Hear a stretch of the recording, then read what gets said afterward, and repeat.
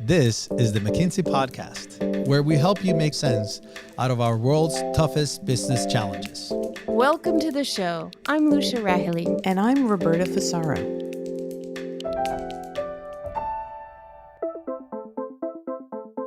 A lot of our clients are not sufficiently mining all of the insights they have on what their travelers needs. There's so much more insights they could get. But I would say a lot of our clients are also not sufficiently reactive or agile to take action on those insights. That's McKinsey partner Margot Constantine. She and McKinsey's Jasprina de Vries joined me to take a closer look at trends in the tourism industry and what providers can do to reach and delight different types of travelers. One size no longer fits all. In our second segment, it's a relationship that's prized but too often elusive. McKinsey senior partner Kurt Stroving shares an approach to help CEOs connect with stakeholders from our CEO Insights series.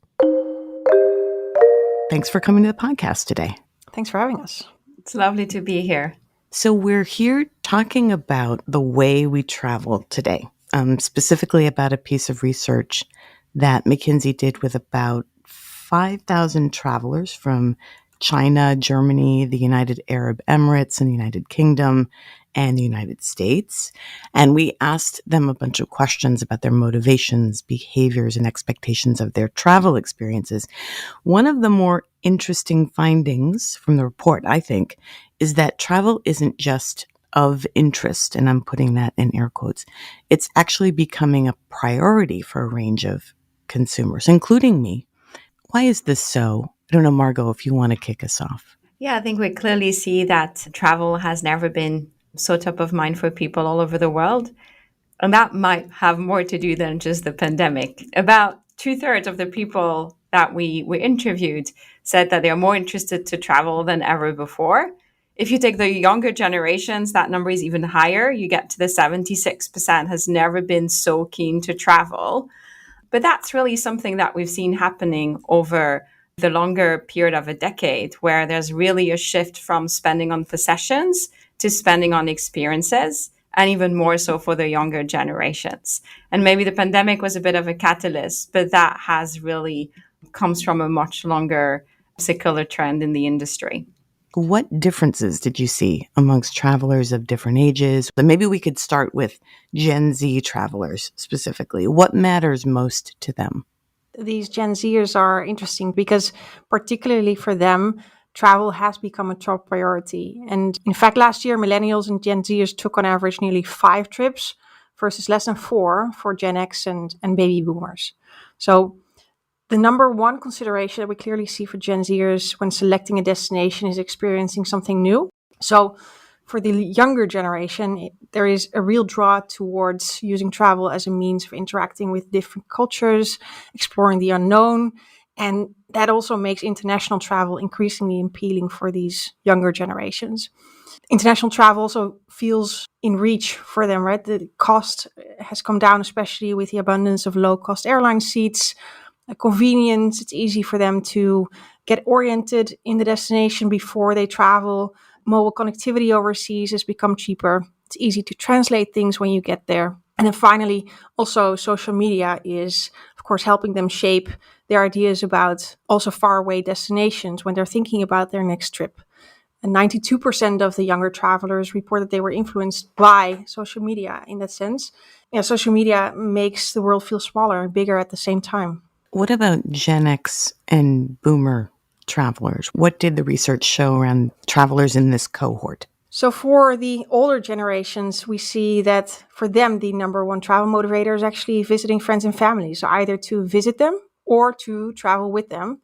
And that motivator is put far ahead of visiting a new place or going to a place that everybody's talking about. What we also see is that the older generations are actually very strategic about how they spend. So they say that 7% of the baby boomers say that they will go all out when they travel. That doesn't mean, by the way, that they're unwilling to spend in total, because baby boomers do spend 3 times more on travel than Gen Z. So they are willing to make their trip easy, convenient. They're willing to spend to make things more or less burdensome. They're willing to travel in the off season. They're less likely to try and save by taking a longer or connecting flight. And they are almost twice as likely as younger generations to cut expenses when needed, but they place emphasis really on the quality of their accommodation. What's really interesting is, as Jasperina said, baby boomers spend 3 times more on travel than Gen Z. But for Gen Z, what they spend on travel is just a much higher share of their disposable income and wealth. And that's the big paradox we have here. Jasperina mentioned a little bit about the use of technology, right? Generally, how do different generations incorporate technology into their travel plans? What we see with older generations is actually quite a bit of fatigue with technology in the travel process and feeling that if you're not a digital native, the steps of traveling have become quite challenging, which may be correlated or not to the fact that they tend to go more to destinations they're familiar with and have been to already rather than explore new destinations, because then you can rely a bit less on those tools. And I think what that means is we're all for digital and analytics informed travel journey and travel process, but that doesn't have to come in the way of the human interaction. So really what we see with older generations is frustration of every single site or attraction you try to go to is now a vending machine that they're just struggling to interact with or get the right information from. And that's a little bit where some of the disconnects can happen. So using the power of Gen AI and analytics, but not necessarily replacing everything then with a machine on top of that. The survey also gets into some of the differences among travelers in different markets. We're looking at travelers in China, the US, the Emirates, some Europeans. What did you see there in terms of, what are travelers in different markets more or less likely to prioritize for their travel? I think what's quite interesting here is despite the world becoming more globalized or feeling like it's become more globalized, the differences in travel preferences across those markets remains actually really, really strong. And so if you start with the Chinese travelers, yes, they're changing a lot, but there is still a very large chunk of that market that wants to prioritize these iconic travel experiences, bucket list, famous sites type of holiday. That makes up about 69% of our Chinese respondents want that famous site for their next holiday, that bucket list type of holiday. For North American and European, that's only 20%. So 69% versus 20%. That's a very, very different preference. What we also see in the Chinese market is at the same time a real enthusiasm and passion that has truly been fueled by the pandemic of rediscovering their domestic heritage and traveling much closer to home. And so we see the Chinese domestic travel market growing at about 12% year on year in the coming years and overtaking very quickly the United States as the world's largest domestic travel market.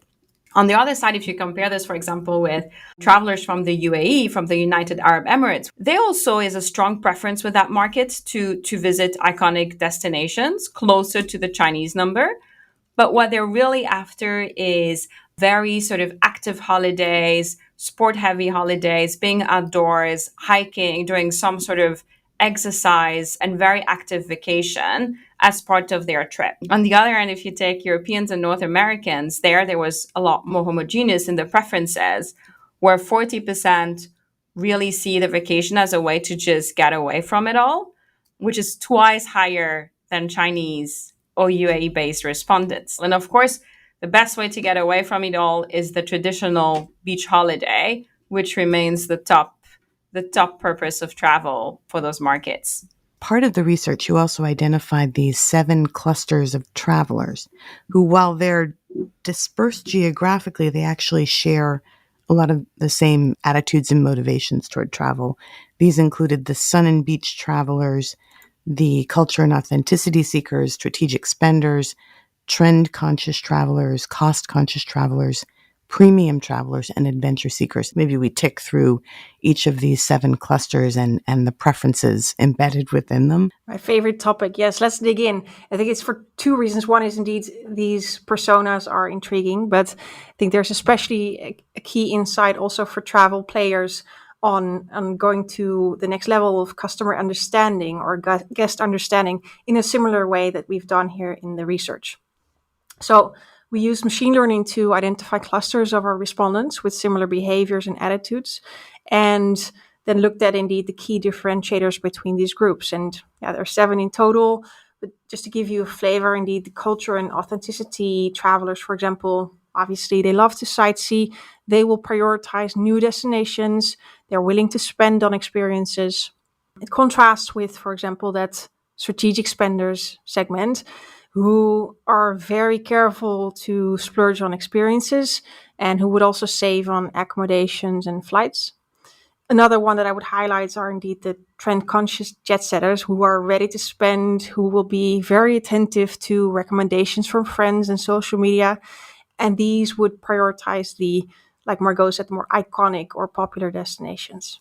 But I think a key learning for players in the sector is really to use data that you have access to in order to understand the exact traveler archetype that you are drawing and how you can meet their needs. And of course, in this sector, we typically hear travel players don't interact with their guests every day, right? Not like retail, for example, but still our clients are surprised always about how much they do know and actually how much privileged insight you do have.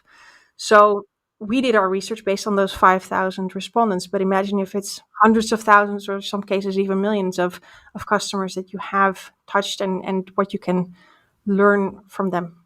So pretend I organize large safari expeditions. I own a company that organizes travelers around, large sightseeing experiences. How could I use the information in this report then to boost sales or boost engagement? I think the key thing coming out of this research, I hope that it opens up the aperture for many players in the industry, like the safari provider, for example, to think more deeply about indeed the pockets of demand out there and also those pockets that you have not been building up your understanding about and that you have not been yet specifically targeting. And this is the other point indeed here is that it's much more about building out the understanding of your customer base and out of that thinking through how that allows you to adjust your marketing approach, for example. So, for example, one of my clients is looking to increase direct bookings. I think that's something that many of our travel player audience today here will try to pursue. Mm-hmm. And so what my client does is looking at a cluster of guests that has already a high degree of direct bookings. That cluster is made out of relatively similar people, but there's also people in that cluster who do not yet book direct. But the good thing is they look like those who do, and it's relatively easy to nudge them into the type of behavior that you would ideally see, which is booking direct versus booking through an OTA, for example. And you can do the same with up and cross-sell, for example. And this is more straightforward than you think. It is driven by the customer data that you have today. Maybe adding further on this notion of the travel safari company, maybe being a bit more focused on older generations. They do spend more than younger generations. That's something we've established. They spend 3 times more. But if you actually start thinking maybe there is a new market in the younger generations, in Gen Z, to use as an example, because they are willing to spend disproportionately on experiences.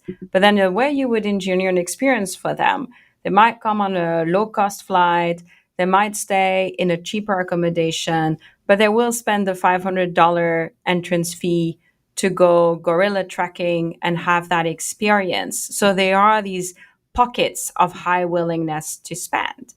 And that means you may also want to rethink your accommodation offering to be cheap without feeling cheap. And so it's a lot about maybe smaller rooms, maybe shared rooms, but high quality shared spaces, high quality open spaces, co-working spaces where people can mingle. We're starting to see some players propose really interesting things there. How much of that is happening within the ecosystem? Do we know that from the research or from our work in the field? I think a lot of our clients are not sufficiently mining all of the insights they have on what their travelers needs, to Jasperina's point, and there's so much more insights they could get.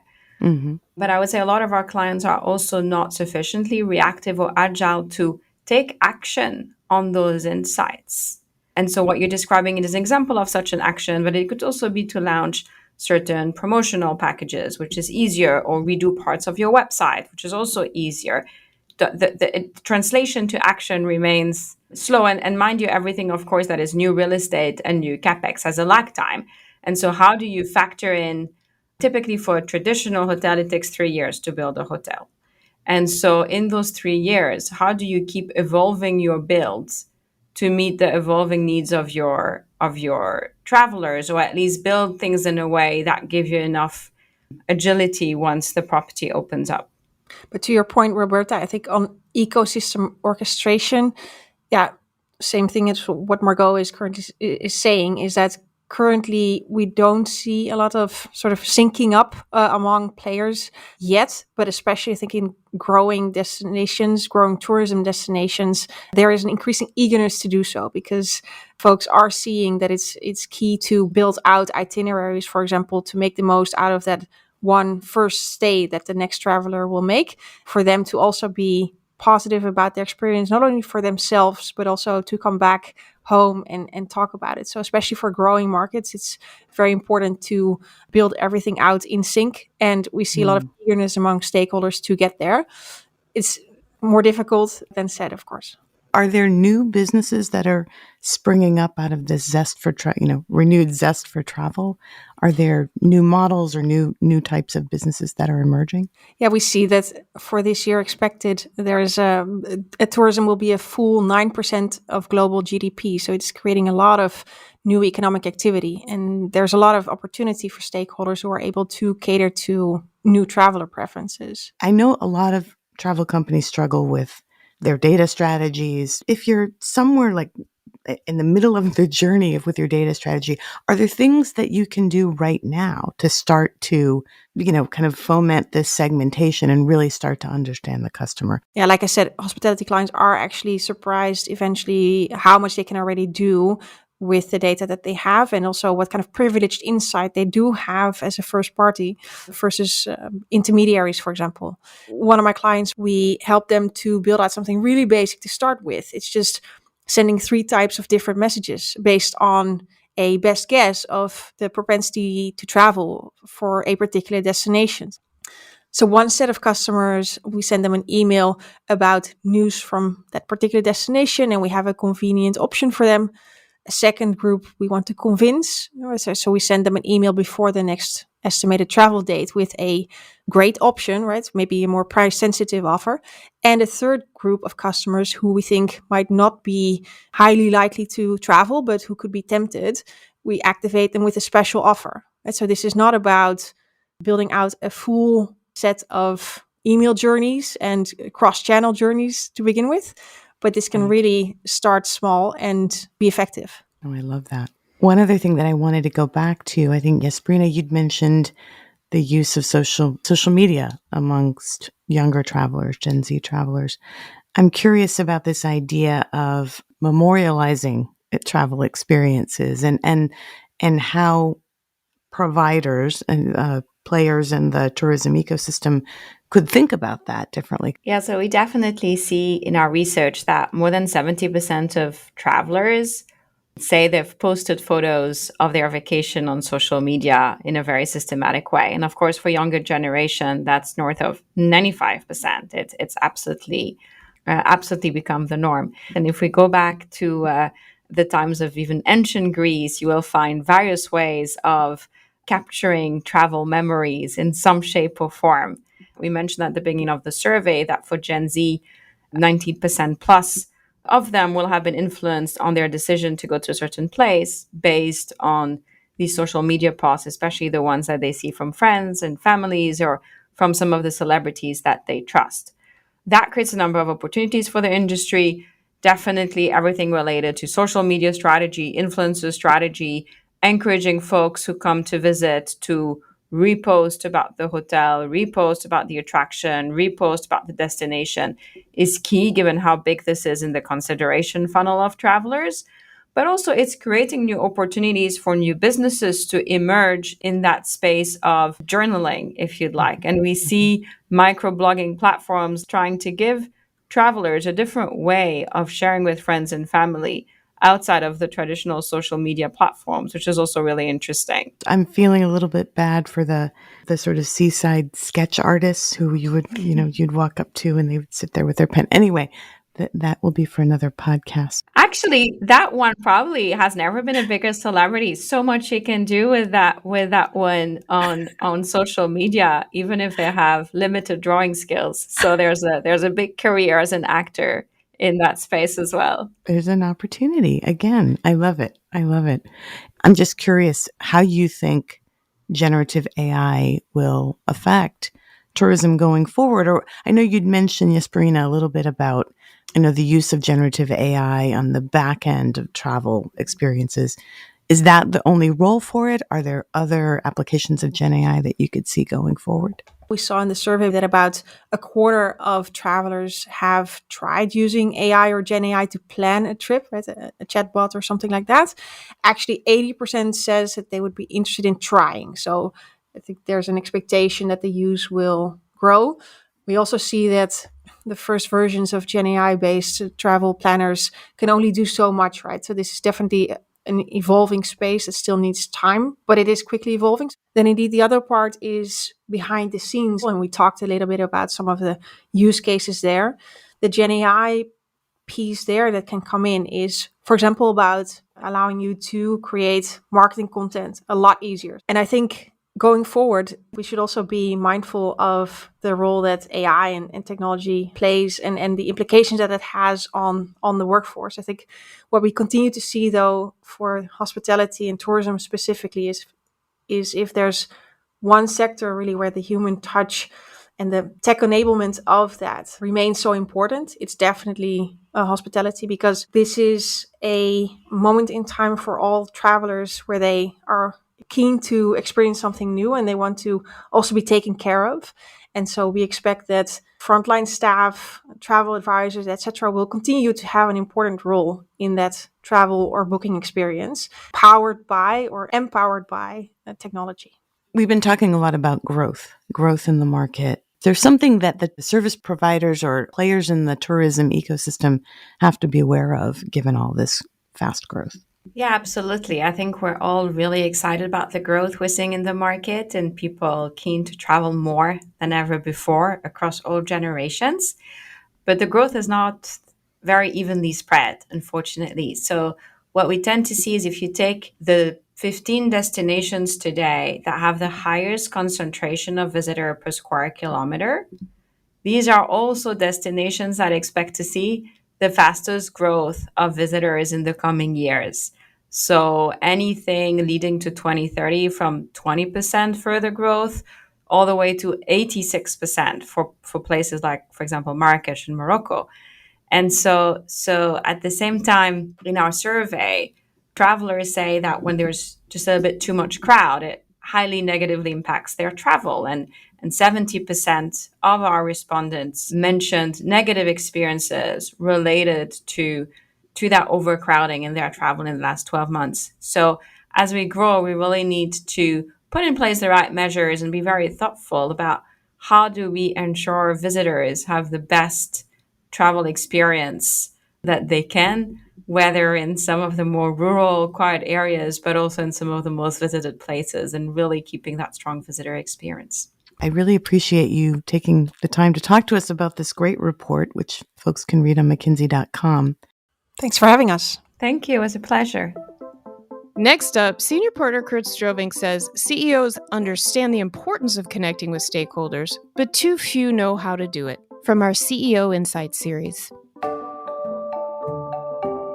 Kurt, thank you so much for being here. That was great to be with you. Thank you. So stakeholders like investors, customers, the media, employees, all sorts of people want to hear from CEOs on a wide range of issues.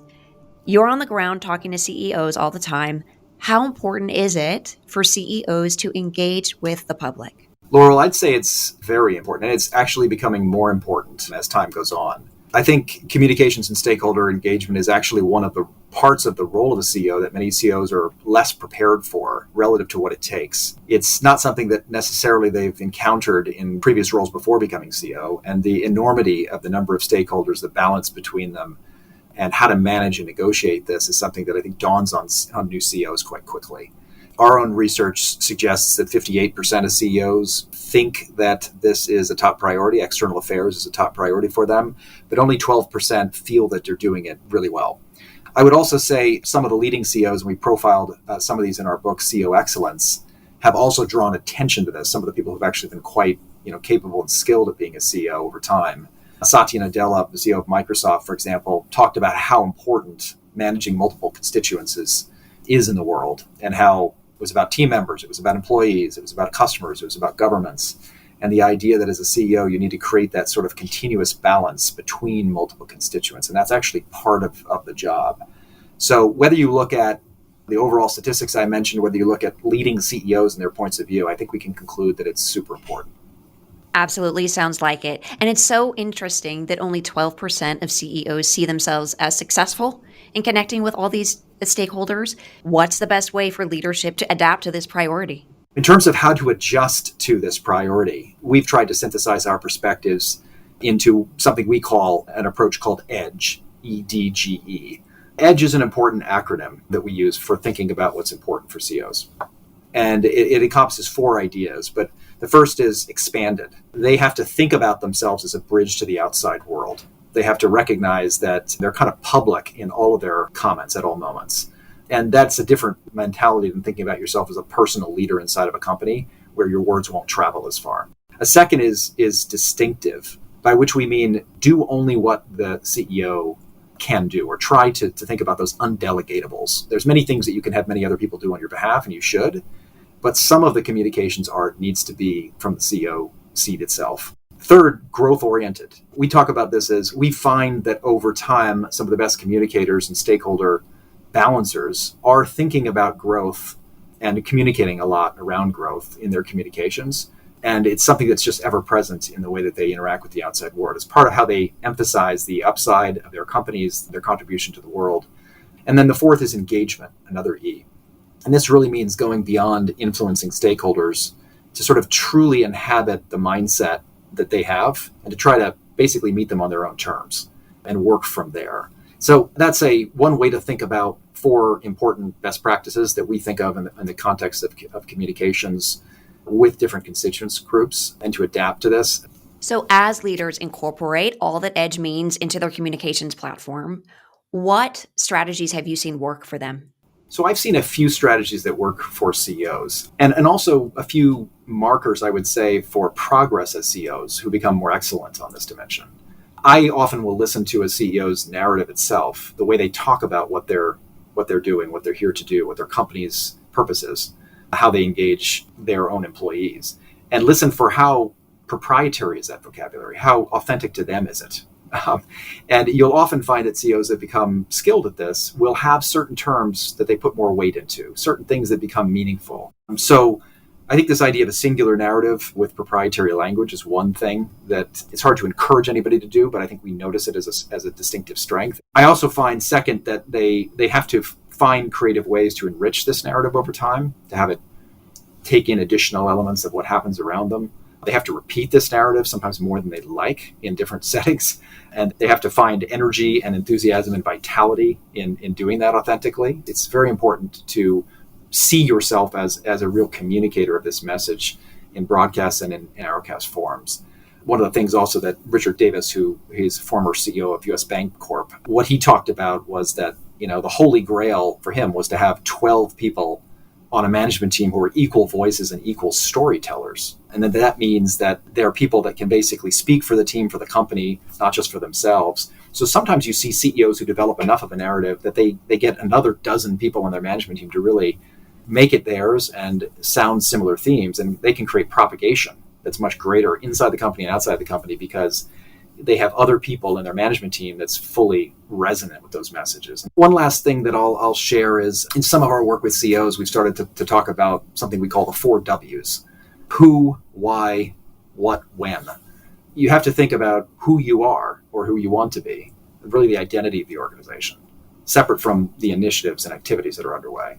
You also think about why it's there, what the purpose is, what's a larger mission that motivates. You think then obviously about what the series of things you're doing are, and there's many, that ladders down into many aspects of strategy and initiatives and the like. And then you think about, obviously, the timing, the execution, the plans, which is kind of summarized by when. But I do see a failure mode in CEOs. They're very good on the what and the when, not as thoughtful maybe as they could be on the who and the why. And in self-propelled organizations, especially organizations of high talent, there's tremendous latent potential in deeper dialogues about the who and the why.